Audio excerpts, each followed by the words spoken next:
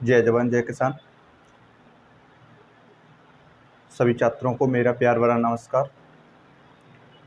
जैसे कि पिछली क्लास में हमने देखा था, हमारी अभी पीसीएमबी के फर्स्ट चैप्टर की 3 क्लास हो चुकी हैं। ये आज हमारी 4th क्लास है।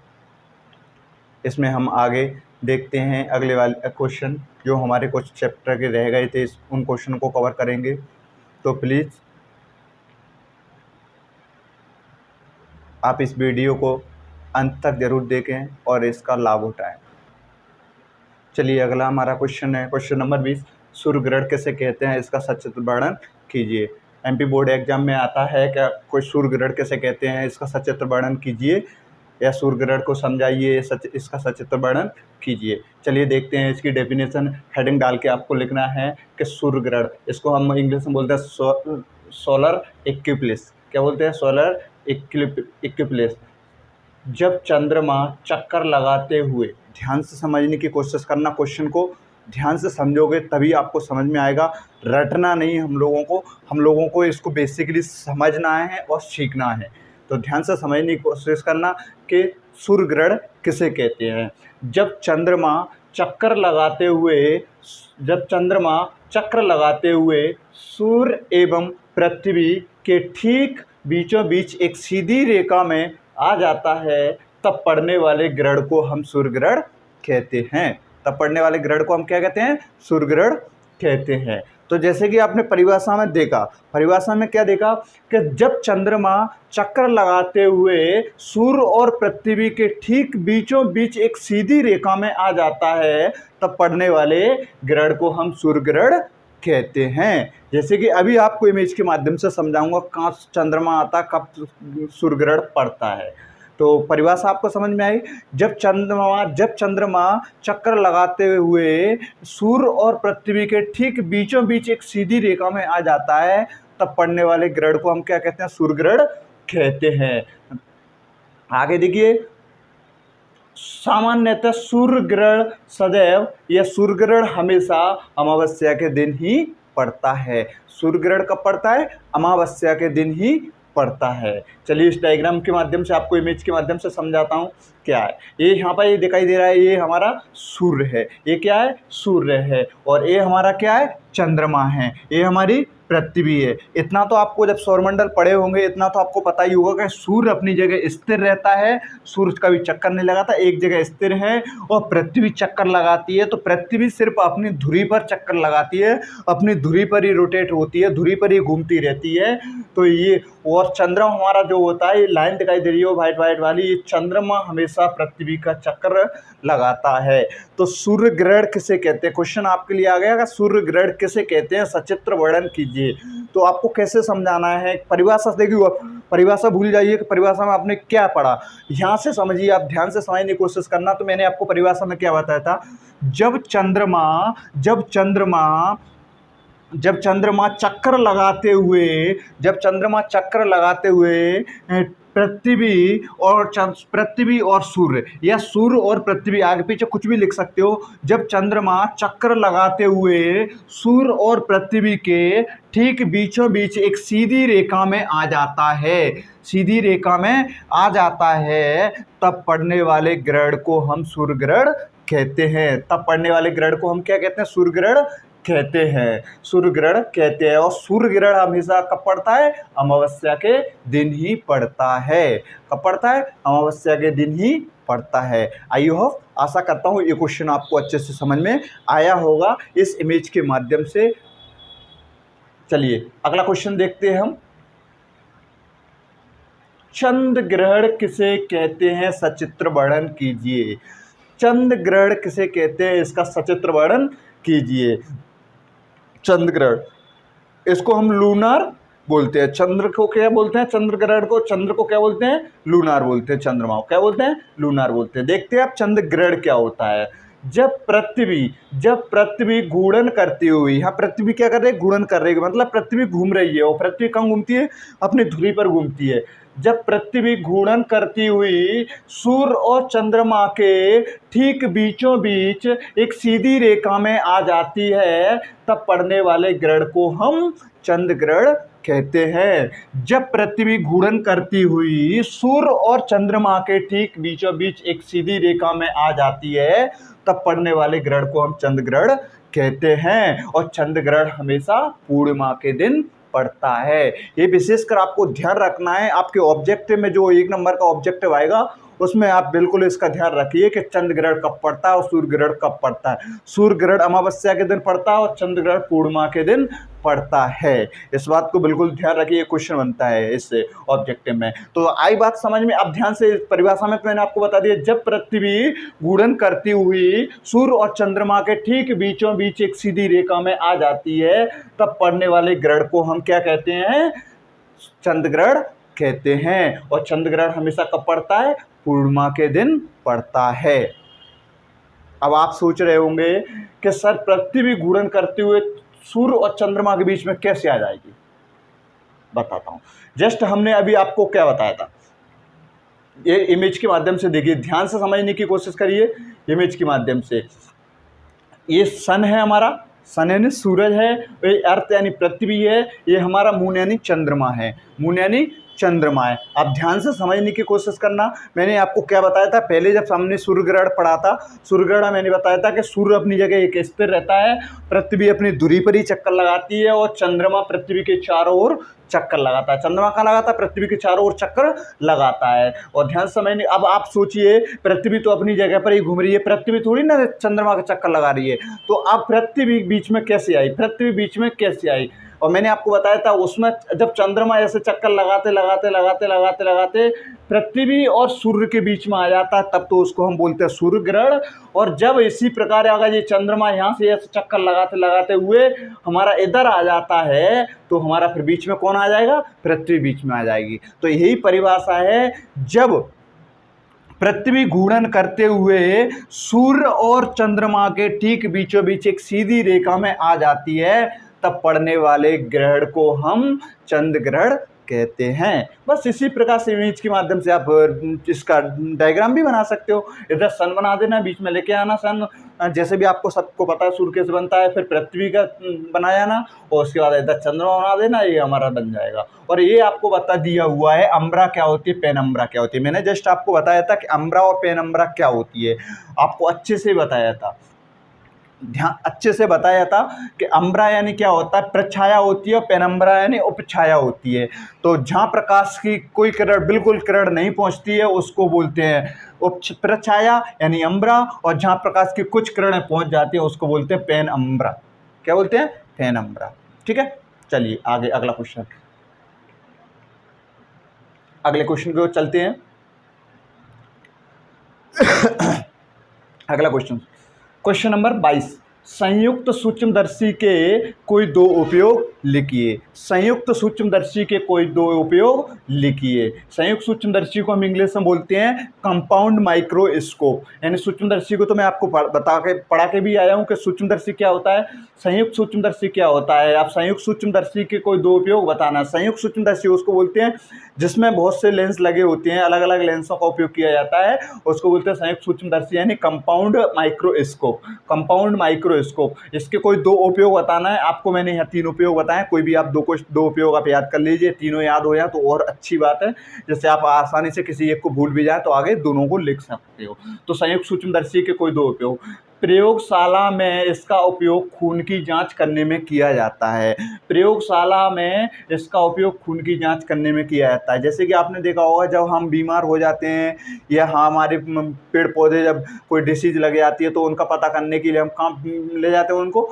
प्रयोगशाला में ले जाते हैं। प्रयोगशाला तो प्लांट पैथोलॉजी बोलते हैं उसको। क्या बोलते हैं? पैथोलॉजी। जहाँ हमारे खून का ब्लड टेस्ट कराने जाते हैं उसको हम क्या बोलते हैं? पैथोलॉजी। पैथोलॉजी यानी होता है रोग विज्ञान। क्या होता है? रोग विज्ञान, जहाँ पर रोग के बारे में जानकारी प्राप्त की जाती है, पता किया जाता है कि किस रोग द्वारा कौन सी बीमारी हो रही है। तो प्रयोगशाला में इसका उपयोग खून की जाँच करने में किया जाता है संयुक्त सूक्ष्मदर्शी का। उसके बाद प्रयोगशाला में इसका उपयोग सूक्ष्म जीवों का आकार मापने में भी किया जाता है। प्रयोगशाला में सूक्ष्म जीवों का आकार मापने में किया जाता है कि सूक्ष्म जीवों का आकार छोटा है कि बड़ा है कि कितना है, उसका उपयोग प्रयोग किया जाता है। ठीक है, अगला पॉइंट है हमारा कृषि विज्ञान प्रयोगशाला। कृषि विज्ञान प्रयोगशाला मतलब समझते हो, कृषि से संबंधित जितनी भी प्रयोगशालाएं हैं, चाहे वो मृदा सॉइल लैब हो, चाहे वो पैथोलॉजी हो, चाहे किसी प्रकार की लैब हो जिसमें जहाँ पर कृषि से संबंधित होती है, उस प्रयोगशाला में इसका उपयोग विश्लेषण में किया जाता है। विश्लेषण का मतलब समझते हो, जैसे कि मान लीजिए कोई पौधे में रोग लग गया है, उसका पता कैसे करेंगे कि जीवाणु द्वारा हुआ है, जीवाणु में भी कौन से जीवाणु से हुआ है, तो उसका पता करने के लिए कृषि प्रयोगशाला में भी इसका उपयोग किया जाता है। और भी बहुत से उपयोग हैं, आपके लिए इतना काफ़ी है। चलिए अगला नेक्स्ट क्वेश्चन नंबर है अगला 23।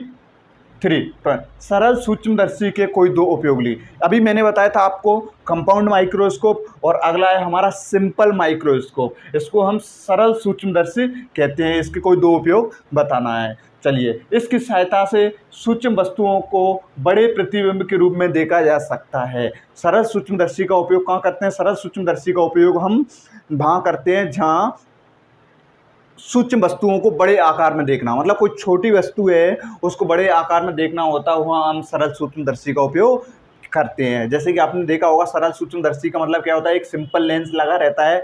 ऐसी सूक्ष्मदर्शी जिसमें सिंपल लेंस लगा होता है। जब हम छोटी क्लास में पढ़ते थे तब हमारे ड्राम बॉक्स में एक लेंस सिंपल सरल सूक्ष्मदर्शी आती थी। इस प्रकार एक लेंस टाइप का आता था, उसको हम किताब पे रख के किताब के छोटे अक्षरों को बड़े आकार में देख सकते थे। तो वही उसी को हम सरल सूक्ष्मदर्शी कहते हैं। इसकी सहायता से सूक्ष्म वस्तुओं को बड़े प्रतिबिंब में बड़े आकार में देखा जा सकता है, देखने में किया जाता है। अगला, ज्योतिषी इसका उपयोग हस्तरेखाओं को देखने में या हस्तरेखाओं को पढ़ने में करते हैं। अगला, घड़ी के छोटे छोटे कलपुर्जों को देखने में भी इसका उपयोग करते हैं। जस्ट मैंने ये पॉइंट तो आपको वहाँ पर भी बता दिया कि सूक्ष्मदर्शी के कोई उपयोग बताइए, तो सूक्ष्मदर्शी का उपयोग आप वहाँ पर याद कर सकते हैं।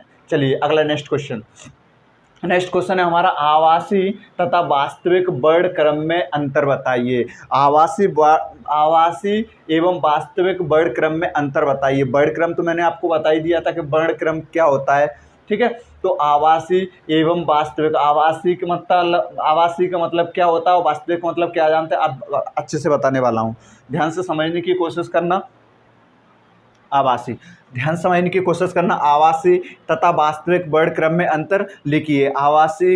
आवासी को हम क्या बोलते हैं? काल्पनिक बोलते हैं। मतलब किसी चीज़ की कल्पना करना, यार वो ऐसा हो सकता है, या उसकी कल्पना करना, उसके बारे में सोचना, पहले मतलब फाइनल नहीं पता, हमें सोचना उसके बारे में, वो होता है हमारा काल्पनिक या आवासी होता है। और वास्तविक तो आप तो जानती हो कि रियलिटी, मतलब वो चीज़ हाँ ऐसी होती है, वो बंदा ऐसा है, तो ये उसके बारे में, उसको वास्तविक एवं आवासी वर्णक्रम में हमें अंतर बताना है। चलिए देखते हैं इसमें क्या क्या अंतर है। फर्स्ट पॉइंट, इससे किसी भी दिशा में देखा जा सकता है। जो वास्तविक वर्णक्रम होता है, इसको हम किसी भी दिशा में आसानी से देखा जा सकता है। आगे देखिए, आगे इसमें क्या है? आवासी में इसे देखने के लिए किसी विशेष दिशा से देखा जा सकता है। किसी विशेष दिशा या निर्वात प्रकाश की दिशा में देखा जाता है। अगला पॉइंट क्या है इसमें? इससे पर्दे पर प्राप्त किया जा सकता है। जो हमारा वास्तविक वर्णक्रम होता है, इसको हम पर्दे पर प्राप्त कर सकते हैं, लेकिन इसे पर्दे पर प्राप्त नहीं किया सकता। वास्तविक वर्णक्रम जो होता है उसको हम पर्दे पर प्राप्त कर सकते हैं, लेकिन जो हमारा काल्पनिक होता है या आवासी वर्णक्रम होता है, इसको हम पर्दे पर प्राप्त नहीं कर सकते हैं। अगला पॉइंट देखिए, थर्ड पॉइंट, इसके ऊपर की ओर यहाँ से इसमें बैंगनी रंग आधार पर होता है और लाल रंग ऊपर की ओर होता है। इसमें वर्णक्रम में ध्यान से समझना, इस वर्णक्रम में क्या होता है? इसमें बैंगनी रंग आधार पर होता है, जो मैंने आपको बड़ विक्षेपण बताया था बड़ विक्षेपण। तो इसमें बैंगनी रंग आधार पर होता है और लाल रंग नीचे की ओर, ऊपर की ओर होता है। लाल रंग कहाँ होता है? ऊपर की ओर होता है, टॉप पर। और इसमें लाल रंग आधार पर होगा और बैंगनी ऊपर की ओर होगा।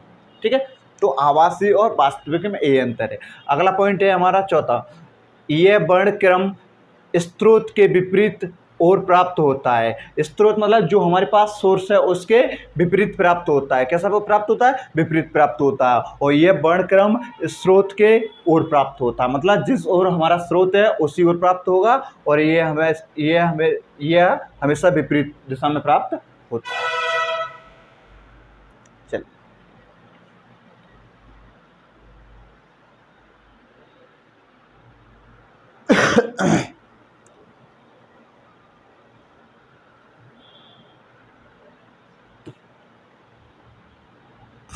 चलिए, क्वेश्चन समझ में आ रहा है?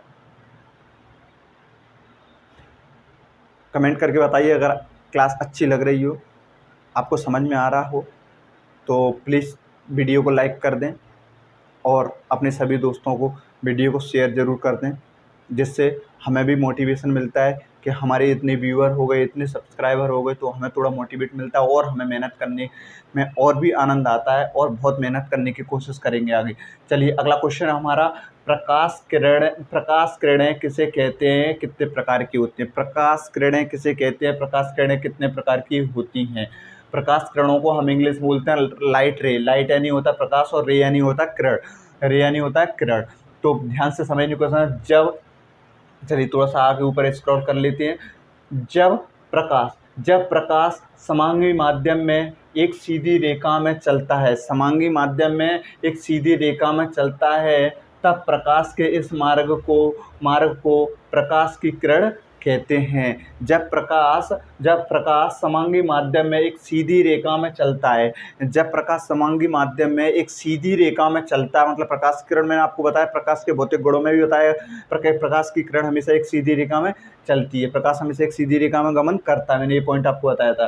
तो जब प्रकाश समांगी माध्यम में एक सीधी रेखा में चलता है, तब प्रकाश के इस मार्ग को प्रकाश की किरण कहते हैं। अतः किरणों के समुदाय को किरणपुंज कहा जाता है। क्या कहा जाता है? किरणपुंज कहा जाता है। मतलब जब बहुत सारी किरणें जाती हैं तो उनका एक पुंज बन जाता है, तब उन किरणों के बहुत सारी किरणों के एक समुदाय को हम क्या कहते हैं? किरणपुंज कहते हैं। किरणपुंज 3 प्रकार की होती हैं। कौन कौन सी होती हैं? एक अपसारी होती है, अपसारी किरणपुंज होती है, दूसरी हमारी अभिसारी किरणपुंज होती है, तीसरी हमारी समांतर किरणपुंज होती है। अपसारी और अभिसारी में क्या अंतर है? अपसारी और अभिसारी में क्या अंतर है? इसको हम बोलते हैं डाइवर्जेंट बीम बोलते हैं, इसको कन्वर्जेंट बीम बोलते हैं, इसको हम पैरेलल बीम बोलते हैं। बीम यानी होता है पुंज, क्या होता है? किरणपुंज होता है। बीम यानी क्या होता है? किरणपुंज होता है। तो किरणपुंज कितने प्रकार की होती है? 3 प्रकार की होती हैं। एक होती है अपसारी, और दूसरी होती है अभिसारी, और तीसरी होती है हमारी समांतर किरणपुंज।